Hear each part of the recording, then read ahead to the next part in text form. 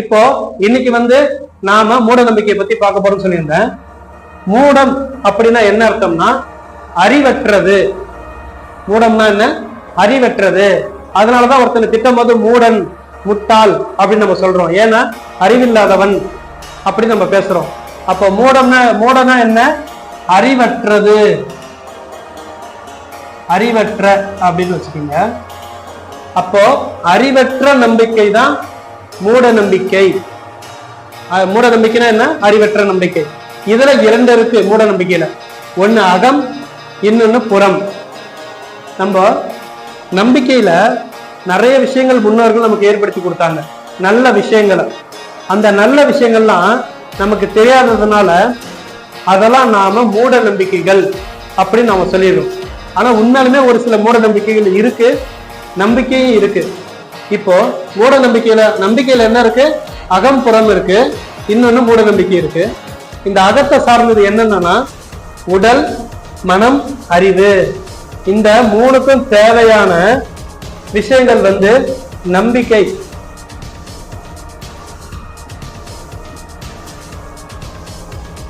ஒரு விஷயத்த நம்ம நம்பி செய்யும் போது அது ஒண்ணு உடலுக்கோ இல்ல மனதுக்கோ இல்ல அறிவுக்கோ நன்மையாக இருக்கும்.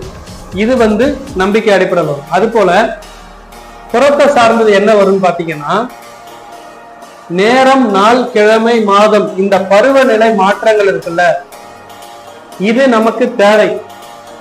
இந்த தேவைகளை வச்சுதான் இந்த நம்பிக்கைகள் உருவாச்சு. சரிங்களா?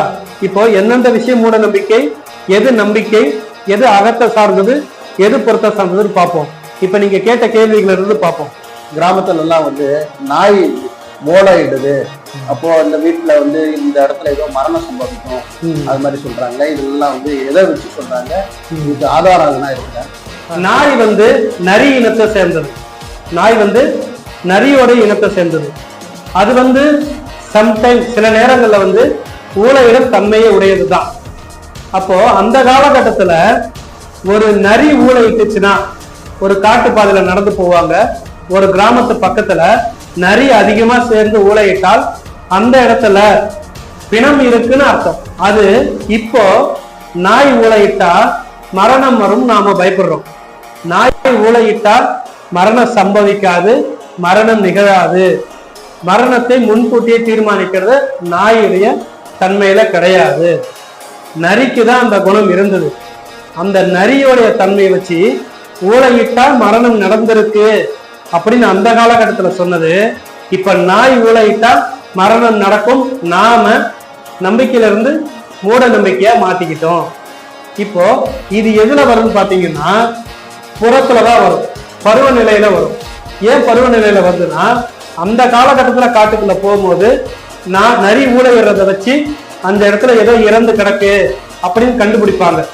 இப்ப அது நாய் ஊளையிடுறத வச்சு நாம பயப்படுறோம். இப்ப நம்ம பயப்பட தேவையில்ல, அப்படி சம்பவம் நடக்காது. கோவிலுக்கு உள்ள இந்த ஜாதி தீட்டு இவங்கதான் வரலாம், இவங்க வரக்கூடாது அப்படின்ற கட்டுப்பாடுகள் இது எதை வச்சு அது மாதிரி சொல்றாங்க? நம்ம முன்னோர்கள் அப்படி யாருமே ஏற்படுத்தல. கோவிலுக்குள்ள தாழ்ந்த ஜாதி, உயர்ந்த ஜாதி அப்படி ஒரு கருத்தே வைக்கல. ஆனா எப்படி இருந்ததுன்னா சமூகம் அவங்க சமூகத்துக்கு ஒரு கோவில் கட்டிக்கிட்டாங்க. அந்த கோவில மாற்று சமூகத்தினர் வரக்கூடாதுன்னு சொன்னாங்க. இது மட்டும்தான் இருந்தது. அப்ப கோவிலுக்குள்ள ஜாதி பார்க்கக்கூடிய தன்மை தீட்டா தீட்டிலன்னு கேட்டீங்கன்னா அது மூட நம்பிக்கையை சார்ந்தது. அது ஒரு அறிவற்ற செயல். ஜாதிய தீட்டு மூட நம்பிக்கையை சார்ந்தது. ஜாதிய தீட்டு மூட நம்பிக்கையை சார்ந்தது. அது நம்பிக்கை சார்ந்ததுல வராது. இப்போ காக்கா கத்துனா விருந்தினர் வருவாங்க, அது எதை அடிப்படையா வச்சு சொல்றாங்க? அதாவது அந்த காலகட்டத்துல வீட்டுக்கு விருந்தாளி வந்துட்டாவோ, ஒரு இடத்துல சுப நிகழ்ச்சிகள் பண்ணி விருந்து வச்சாலோ வாழை இலையில தான் போடுவாங்க. இந்த சாப்பாடு சாப்பிட்டு முடிச்சாலும் எடுத்துட்டு போய் வெளியே கொட்டுவாங்க. அப்படி கொட்டும் போது காக்காங்க நிறைய சாப்பிடும். இப்பயும் பொதுவா வழக்கங்கள்ல நீங்க பாத்தீங்கன்னா கண்டுபிடிக்கலாம். ஒரு விருந்து நடந்தா அந்த இடத்துல இலை இருக்கும், இலை இருந்தா காக்கா இருக்கும். அப்போ எங்கேயாவது விருந்து நடந்திருக்கு, காக்கா இருக்கு அப்படின்னா விருந்து நடந்திருக்குன்னு கணிச்சாங்க. கிராமப்புறங்கள்ல அவன் வீட்டுல விருந்தாளி வந்திருக்கான், அதான் காக்கா நிறைய வந்திருக்கு அப்படின்னு சொன்னதை இன்னைக்கு நாம காக்கா கத்துச்சுன்னா விருந்து நடக்குது, விருந்தாளி வருவாங்கன்னு நம்ம நம்பிட்டோம். ஆக மொத்தத்துல அது நம்பிக்கையா இருந்தது, பருவநிலை புறத்தை சார்ந்து இருந்தது. நாம வந்து அதை காக்கா கத்துச்சுன்னா விருந்தாளி வருவாங்க அப்படின்னு நம்ம நினைச்சிட்டோம். காக்கா கத்துச்சுன்னா விருந்து நடந்திருக்கு அப்படின்னு, விருந்தாளி வந்திருக்காங்க வீட்டுக்கு அப்படின்னு அர்த்தம். முன்னாடி எல்லாம் வந்து வீட்டுக்கு விருந்துக்கு வந்திருந்தாங்கன்னா விருந்தினர் சாப்பாடு கொடுக்கும்போது பக்கத்துல ஒரு உலக்கையை வச்சிருப்பாங்க. ஆமா ஆமா, கிராமத்துல இன்னும் இருக்கு உலக்க வைக்கிற பழக்கம். அது எதுக்காக அது மாதிரி வைக்கிறாங்க? எதுக்கு விருந்தினர்கள் வந்து சாப்பிடும் போது உலக்கைய வைக்கணும்னா, அந்த காலகட்டத்துல உணவு பொருள் எதை சார்ந்து இருந்ததுன்னா உலக்கை சார்ந்து இருந்தது. நெல் ஸ்டோர் பண்ணியிருப்பாங்க, விருந்தாளி வந்துட்டா அதை உடனே குத்தி அரிசியா மாத்தி உடனே சாதமா வடிச்சு கொடுக்கணும். அவங்கள வெறும் வயிற்று அனுப்பக்கூடாது. இதுக்காக உலக்கை ரெடியா இருக்கணும். உலக்கைய மூளையில போட்டிருப்பாங்க, படுத்து போட்டிருப்பாங்க. அப்படி இருக்கக்கூடாது. வீட்டுக்கு விருந்தாளி வந்துட்டா உலக்கைய உரலும் தயாரா ரெடியா நிக்கணும், அப்படின்னு நின்ன மேனிக்கு நிக்க வைக்கணும் இருக்கணும்னு அப்போ உதாரணமா சொன்னாங்க. தமிழர்களுடைய மரபு என்ன? வீட்டுக்கு வந்த விருந்தாளிகளை உபசரிச்சு உணவளிச்சு அனுப்புறதுதான் தமிழர்கள் மரபு. அதுக்காக அந்த நேரத்துக்கு அரிசியை இடிக்கணும், கம்பு கேழ்வரகு இடிச்சு களியோ கூழோ ஆக்கி கொடுக்கணும். இதுக்கெல்லாம் வந்து உரளம் உலக்கையும் ரெடியா இருக்குன்றதுக்காக விருந்தாளி வந்து சாப்பாடு வச்சு நம்ம பரிமாறும் போது உலக்க ரெடியா இருக்கணும். பத்தலைன்னா உடனே இடிச்சு உடனே சமைச்சு உடனே கொடுக்கணும். அப்படின்ற ஒரு தமிழருடைய மரபை கொண்டு வந்ததுதான் இன்னைக்கு ஒரு மூட நம்பிக்கை ஆயிடுச்சு. அதையெல்லாம் புறத்தை சேர்ந்ததுதான். ஆனா அது நம்பிக்கை தான். திருவிழா நேரத்துல வந்து சில கோயில்கள் எல்லாம் நெருப்பு மிதிக்கிறாங்க, அப்புறம் அழகுலாம் குத்திக்கிட்டு இருக்காங்க. இது பண்றதுனால எதுக்காக பண்றாங்க? இது அதை எதை சாரும்னா அது அகத்தை சாரும். நெருப்பு மிதிக்கிறது, குத்துறது இதெல்லாம் அகத்தை சாரும். இது வந்து எதை சாரும்னா மனதை சாரும். நெருப்பு மிதிக்கிறது, அழகு குத்துறது மனதை சாரும். என்ன மனசு சாருன்னு பாத்தீங்கன்னா மனோதிடத்தை உருவாக்குறது. இப்ப சில பேர் பயந்த சுபாவமா இருப்பாங்க. அவங்களுக்கு தைரியம் வரவேற்கிறதுக்கு அவங்க அழகு குத்தி நெருப்பு மிதிச்சு தன்னால முடியும், என்னால வலிய தாங்க முடியும், நானும் தைரியசாலிதான் அப்படின்னு ஒரு மனோதிடம் உருவாக்குனாங்க. ஆனா எல்லாரும் நெருப்பு மிதிக்கலாமா, எல்லாரும் அழகு குத்தலாமா? தேவையில்லை. மனோதிடம் குறைஞ்சவங்களுக்கு அன்னைக்கு ஒரு மனோ பயிற்சி கொடுக்கதான் இது உருவாக்கப்பட்டது. இப்படி நாம அழகு குத்திக்கிறதுக்கு மூலமா, நெருப்பு மிதிக்கிறது மூலமா நம்மளுக்கு ஒரு தைரியம் வளரும். இரண்டாவது, குற்ற உணர்ச்சியில் இருப்பாங்க சில பேர். ஐயோ நான் சின்ன வயசுல ஒரு பாம்பை கொன்னுட்டேன், ஐயோ நான் சின்ன வயசுல ஒருத்தனை ஏமாத்திட்டேன், இப்படி ஒரு சில குற்ற உணர்ச்சிக்குள்ள இருப்பாங்க. அப்படி இருக்கிறவங்களும் சாமிக்கு வேண்டிட்டு, சரி நான் பண்ண தப்புக்கு சாமி என்னை தண்டிக்கிட்டோம், நான் நெருப்பு மிதிக்கிறேன், என்ன கால் சுட்டுடுச்சு, என் கால் வெந்துடுச்சுன்னா சாமி தண்டிச்சிட்டோம் அப்படின்னு மிதிப்பாங்க. அப்படி அவங்க அதை கடந்து வரும்போது அந்த குற்ற உணர்ச்சியிலிருந்து வெளியே வருவாங்க.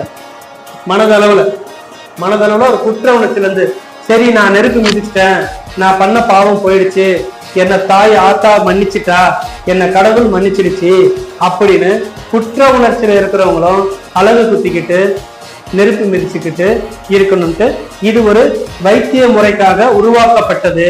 இன்னைக்கு அது ஒரு மூட நம்பிக்கையா மாறிடுச்சு. வழக்கமா வந்து கல்யாணம் வந்து முகூர்த்த நேரம் பார்த்து பண்ணுவாங்க. ஆனா சாந்தி முகூர்த்தத்துக்கும் வந்து நேரம் பார்த்து இந்த நாள் பார்த்து பண்றாங்களா? அது ஒரு நல்ல கேள்விதான். அது எதற்கு அப்படி பாக்குறாங்க? முதலிரவுக்கு ஏன் நல்ல நேரம் பாக்குறோம்னா, ஆக்சுவலா அந்த நல்ல நேரத்துல உடல் அமைப்பை சார்ந்து இருக்கு, அகத்தை சார்ந்து உடல் அமைப்பை சார்ந்து இருக்கு. என்ன உடல் அமைப்பு பார்த்தா, ஒரு பெண் தலைக்கு குளிச்சு 5வது நாளுக்கு அப்புறம் ஒரு ஆணோட துணை சேரும் போதுதான் அந்த கருத்தரிக்க 100% வாய்ப்பு இருக்கு. இன்னைக்கு இருக்கக்கூடிய டாக்டருங்க, அந்த மெட்டர்னிட்டி சென்டர், குழந்தை பேரு மருத்துவர்கள்லாம் என்ன சொல்றாங்கன்னா, தீட்டு ஆகி அதாவது தலைக்கு குளிச்சு 5வது நாள்ல இருந்து ஒரு ஆணும் பெண்ணும் சேரும் போது கருதரிக்கும், அப்பதான் வந்து குழந்தை உருவாகும் அந்த நேரத்துல அப்படின்னு சொன்னாங்க. அப்போ ஒரு ஆணுக்கும் பெண்ணுக்கும் நல்ல நேரம் பார்த்து திருமணம் பண்ணி வச்சிடுறோம். ஆனா எந்த நேரத்துல சேர்ந்தா குழந்தை பிறக்கும் அப்படின்ற ஒரு நேர கணக்கீடு பெண்ணுடைய தலைக்கு குளிக்கிற நேரத்தை வச்சு அதை கணக்கிட்டாங்க. அப்போ பெண் தலைக்கு குளிச்சு 5வது நாள்ல சாந்தி முகூர்த்தம் கூடுதல் செஞ்சா பிறக்க வாய்ப்புள்ளது 100% அப்படின்னு முதலிரவு நேரம் குறிச்சது உடல் சார்ந்தது, அதுக்காக தான் குறிச்சாங்க. அது ஒரு நம்பிக்கை, அறிவுள்ள செயல் தான் அது. பலி கொடுக்கறது நம்ம கோவில் ஆடு கோழி பலி கொடுக்கறது எதுக்காக கோவில்ல வந்து எதுக்கு பலி கொடுத்தாங்கன்னா, ஒரு காலகட்டத்துல வந்து நாம பொதுவா அசைவம் சாப்பிடவில்லை, மக்கள் வேட்டையாடும் தொழில் செஞ்சவங்க தான் அசைவம் சாப்பிட்டாங்க. இப்போ குறிஞ்சி நிலத்துல இருக்கவங்க அப்படி சாப்பிட்டு இருந்தாங்க. முல்லை மருத நெய்தல் மக்கள் எப்படி வந்து அசைவம் சாப்பிட்டாங்கன்னா, ஒரு உயிரை கொல்லக்கூடாதுன்னு நினைப்பாங்க. அப்ப அவங்களுக்கும் எப்படி அசைவம் சாப்பிட்டுருப்பாங்க அப்படின்னு பார்த்தா, கடவுளுக்குன்னு ஒண்ணு பலி கொடுத்துட்டு நாம சாப்பிட்டுக்கலாம் அப்படின்னு ஒரு முறையை உருவாக்குறாங்க. அந்த அசைவ சத்து தேவை அப்படின்னு. அப்படி கடவுளுக்கு பலி கொடுக்கும் போது ஒரு உயிர் துன்புறுத்தக்கூடாது, துன்பப்படக்கூடாது அப்படின்னு சொல்லி பலி கொடுக்கறதுல ஒரு முறை கொண்டு வந்தாங்க. என்ன முறைனா, அந்த உயிர் துடிக்க கூடாது, வலியை உணரக்கூடாது அப்படின்னு.